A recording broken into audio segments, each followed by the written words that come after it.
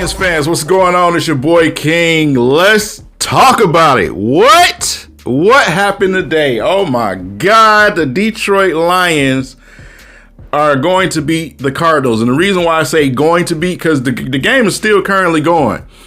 But I know football, and the Cardinals are not about to come back and win this game. It's 6 minutes plus left in the fourth quarter. The Lions are up 27-6.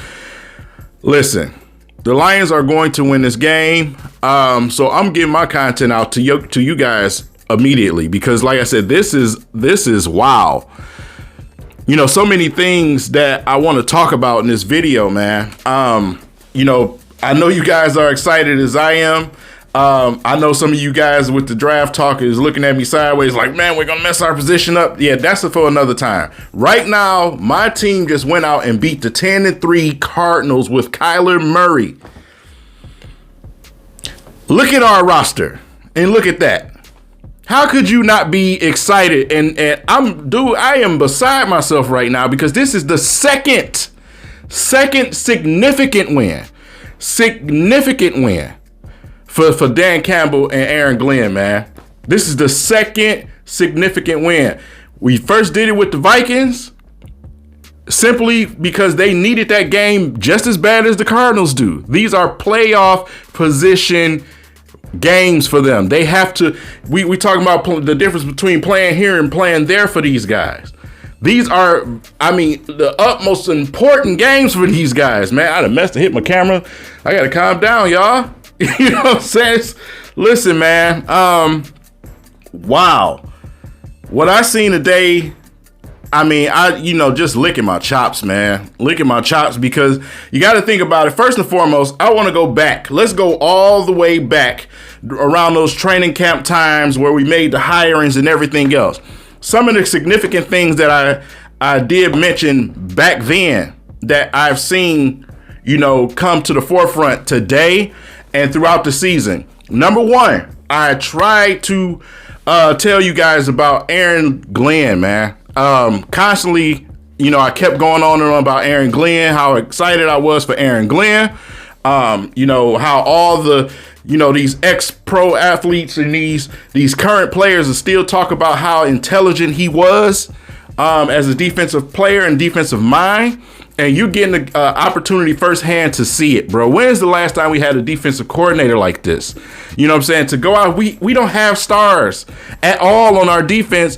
And we've, throughout the season, even though we have maybe one or two slip-ups with the Eagles and the Broncos, you're entitled to that. But some of the top teams, the most, crazy offensive teams in this league, and we actually put our foot in their mouth. You know what I'm saying? Even though the record don't show it, we all know why we lost some of them games earlier in the season, especially Ravens. We gave the Rams all they didn't want. You know what I'm saying? So Aaron Glenn's been able to take this current roster that we have and produce. Flat out produce. These guys are here.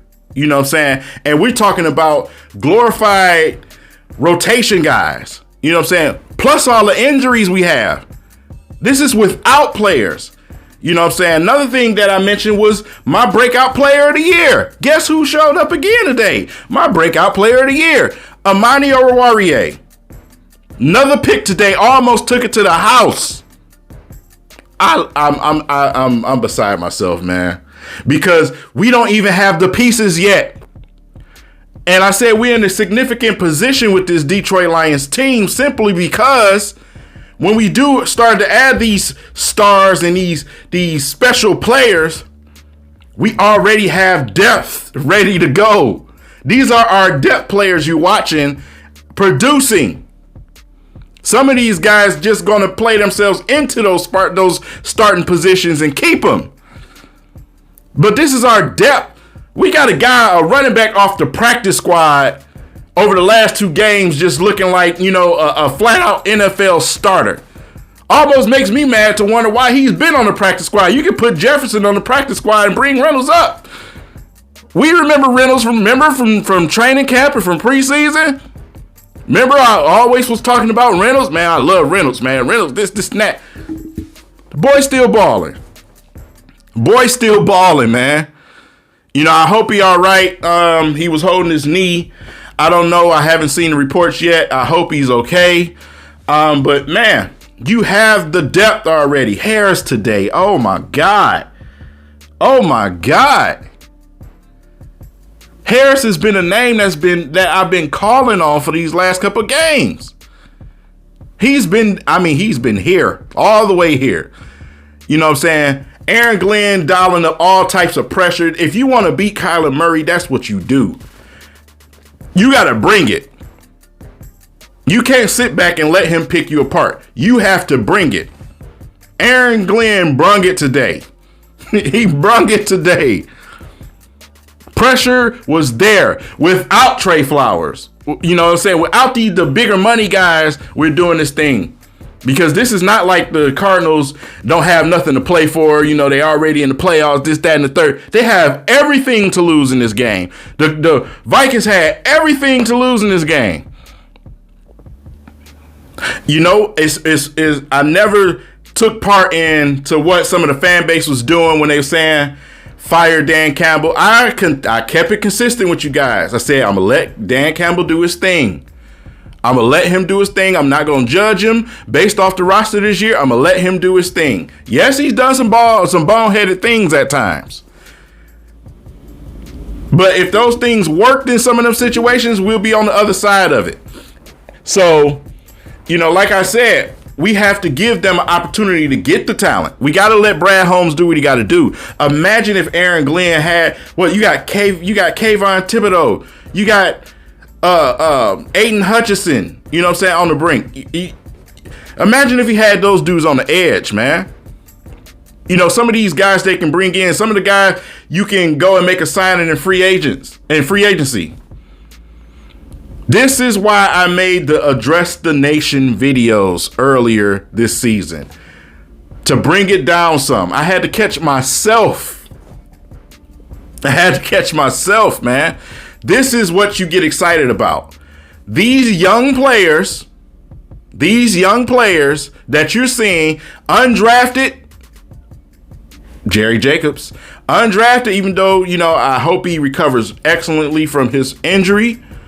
But Jerry Jacobs, you know what I'm saying, undrafted, but also the guys that we have drafted, some of the diamonds in the rough that we brung. Amon-Ra St. Brown.